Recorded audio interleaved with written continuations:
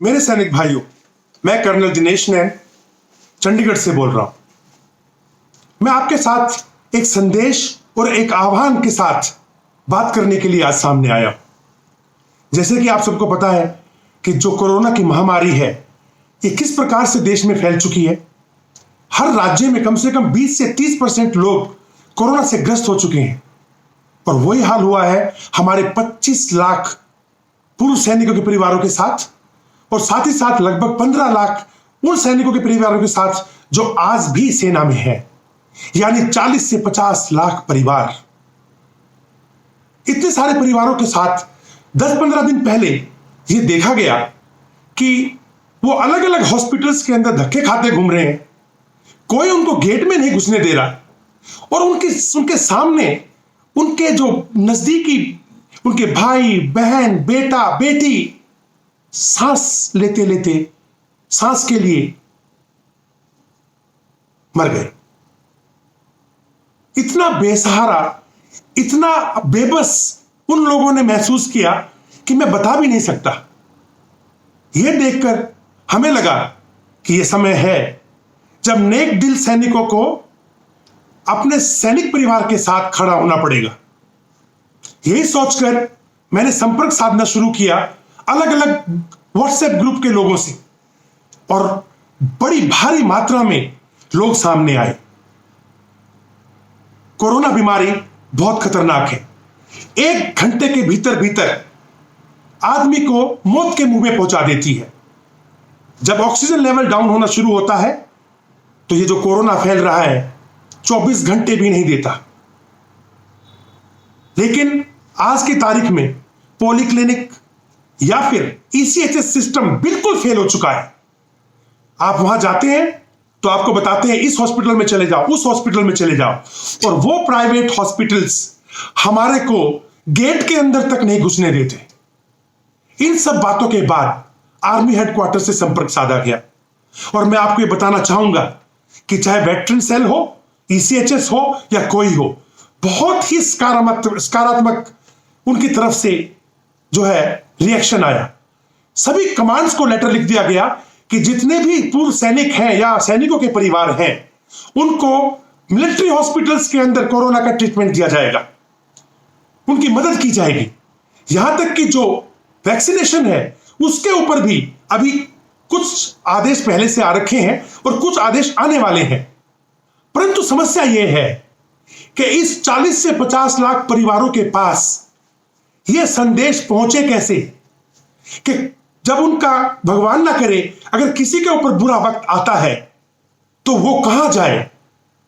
लिहाजा मैं समझता हूं कि जितने भी भारत के अंदर, जितने भी आपके आसपास सैनिकों के व्हाट्सएप ग्रुप हैं, उनको आप सैनिक कोरोना क्यूआरटी में अपने आप को बदल लेना चाहिए और जो क्षेत्र में वो हैं उस क्षेत्र के अंदर किसी को भी अगर मदद चाहिए तो उसको मदद पहुंचाएं। कंट्रोल रूम का नंबर मैंने सामने दिया हुआ है, इसको अपने सभी ग्रुप्स में ऐड कर लें। जो भी संदेश ऊपर से आ रहे हैं, दाएं से आ रहे हैं, बाएं से आ रहे हैं, हम कोशिश करेंगे कि वो सारे के सारे संदेश कम से कम समय में आपके पास पहुंच जाए। इस बीमारी से बचाने के लिए समय बहुत जरूरी, बहुत कीमती है। कोरोना का मरीज अगर 90 से नीचे उसकी ऑक्सीजन हो जाती है तो मुश्किल से 10 से 12 घंटे अगर उसको मदद नहीं मिली तो प्राण त्याग देता है। और अभी जो स्थिति है, यह स्थिति आने वाले टाइम में कम से कम 4 गुना बढ़ने वाली है। तो ऐसे समय में अगर सभी हम लोग संगठित होकर के गांव तक के जो अपना परिवार है, सैनिक परिवार, उस तक नहीं पहुंचे तो समझ लीजिए कितना नुकसान होगा।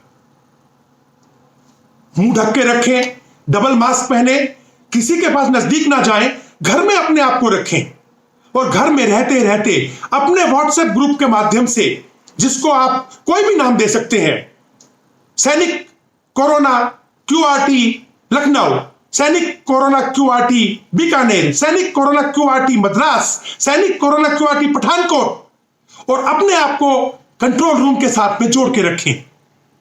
जैसे हमारे पास संदेश आता है, हम उस इलाके के जितने भी ग्रुप्स कंप्यूटर के अंदर हमारे पास में अब रजिस्टर्ड है, उनको तुरंत वो संदेश दे रहे हैं ताकि वो उस परिवार के पास जल्द से जल्द पहुंच सके। साथ ही साथ वेटरन सेल से लेकर के और आर्मी हेडक्वार्टर में जहां भी हमें पहुंचना है हम पहुंच रहे हैं, और मैं आपको बताऊं मदद भी मिल रही है, लेकिन रिसोर्सेज लिमिटेड है, हमें यह बात समझनी पड़ेगी।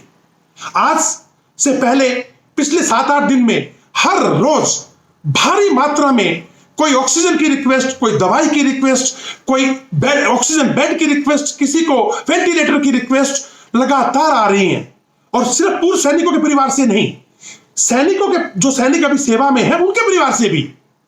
और आज क्या मैं आपको एग्जांपल दूं तो एक बहन ने फोन किया कि उसका पिताजी देवबंद के अंदर आखिरी सांसें गिन रहा है, जिसकी ऑक्सीजन लेवल 64 हो गई है, और उसका बेटा वेस्ट बंगाल के अंदर सेवा में है। हमने तुरंत वेटरन सेल को भी सूचित किया, और जितने भी ग्रुप सहारनपुर के आसपास, यहां तक कि हमने जो कानपुर तक के ग्रुप हैं उनके अंदर भी संदेश डाला। और आपको जान के ये खुशी होगी कि तुरंत वेटरन सेल ने रुड़की एमएच को फोन किया और हमें सूचित किया। जो नंबर हमने वेटरन सेल को दिया, उन्होंने उस सैनिक के भाई से बात की और उसके पिताजी को 1.5 घंटे के भीतर रुड़की एमएच में एडमिट किया गया। कई सैनिक हमारे को फोन कर रहे जो सेवा में है कि उनके परिवारों को वैक्सीनेशन कराना है। हम पे इतना भरोसा है उन लोगों को, तो मैं आपसे ये गुजारिश करना चाहूंगा, हम सब लॉकडाउन में घर में बैठे हुए हैं, कोई काम नहीं कर रहे, क्यों ना हम अपने अपने व्हाट्सएप ग्रुप के सदस्यों के साथ मिलकर सैनिक कोरोना क्यूआरटी के माध्यम से जो भी सैनिक परिवार हमसे मदद चाहता है हमारे क्षेत्र के अंदर, क्यों ना हम आगे आए, क्यों ना हम संगठित हों, क्यों ना हम कम्युनिकेशन बढ़ाएं, क्यों ना हम मदद दें, क्यों ना हम मदद लें। और सारा परिवार अगर संगठित होता चला गया तो हम इस कोरोना की महामारी में कई सैनिक परिवारों को, सदस्यों को बचा पाएंगे। दूसरा, यह बात आप भी समझते हैं कि आर्मी के अंदर जो आज के मिलिट्री हॉस्पिटल्स हैं या फिर जो हमारे पॉलीक्लिनिक है जो फेल हो चुके, ईसीएच फेल हो गया है, उसके साथ जितने भी एम्बुलेंस हॉस्पिटल से प्राइवेट गेट में नहीं घुसने दे रहे, बेड नहीं है बोल रहे हैं। ऐसे में एकमात्र उपाय रह गया इस परिवार को बचाने का, और वो है वैक्सीन। भ्रम है कि वैक्सीन लगाने के बाद कोरोना होता है। हां, होता है, 90% लोगों को नहीं होता, 10% को होता है। परंतु वैक्सीन जिस बंदे ने लगवा ली उसको ना तो ऑक्सीजन बेड पे जाना पड़ता है और ना ही उसको वेंटिलेटर पे जाना पड़ता है। यानी घर में 5-7 दिन का जो भी बुखार आया, शरीर दर्द किया, कुछ सिम्टम आए और फिर वो ठीक हो जाता है। यानी हम अपने किसी भी परिवार के सदस्य को नहीं खोते। परंतु इस वैक्सीन की ड्राइव को कि ये जो हर एमएच में है या हर पॉलीक्लिनिक पे जो अभी आर्मी हेडक्वार्टर पे केस लिया गया है, टेकअप किया गया है, और कुछ 2-4 रोजों के अंदर वहां से और भी जो है निर्देश आ जाएंगे, इंस्ट्रक्शंस आ जाएगी, जो कि जितने भी कोरोना क्यूआरटी ग्रुप्स हैं सैनिकों के, उसके अंदर सबको भेजा जाएगा।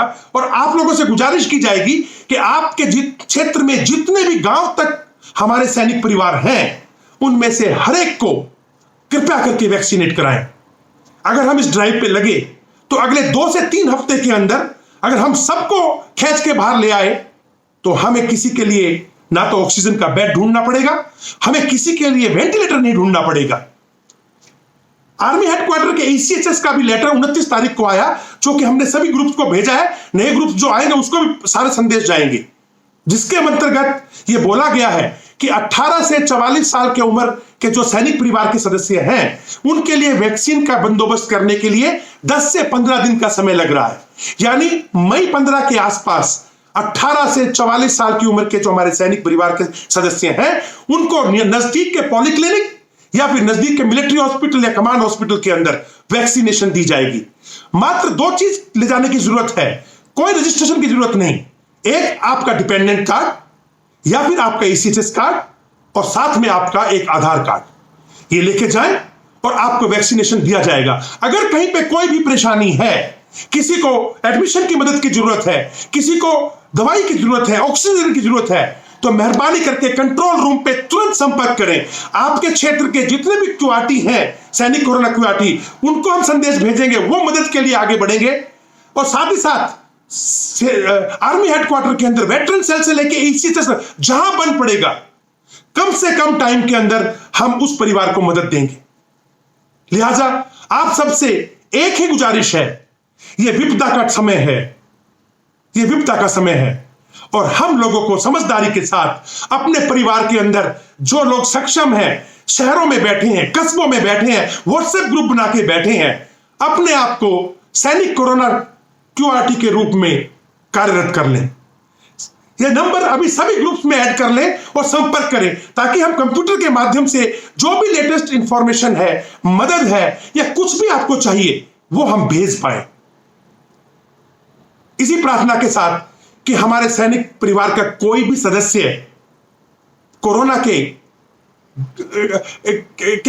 इस महामारी के अंदर अपना जीवन जो है वो समाप्त ना कर ले, या उसके परिवार का कोई सदस्य ना खो दे।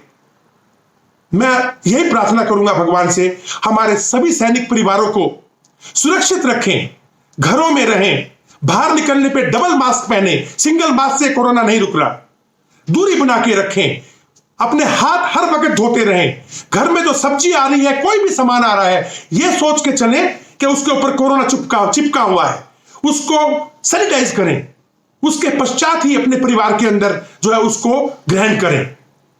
इसी प्रार्थना के साथ अगर आपको लगता हो कि इस नेक काम के अंदर जितने भी ग्रुप्स, व्हाट्सएप ग्रुप के अंदर जो सैनिक जुड़े हुए हैं, अगर वो आगे आए, जितने भी संगठन है वो भी क्यूआरटी के रूप में अगर आगे आए और इस समय सैनिकों के साथ, उनके परिवारों के साथ खड़े हो जाएं, तो मैं समझता हूं हम इस कोरोना को हरा कर छोड़ेंगे।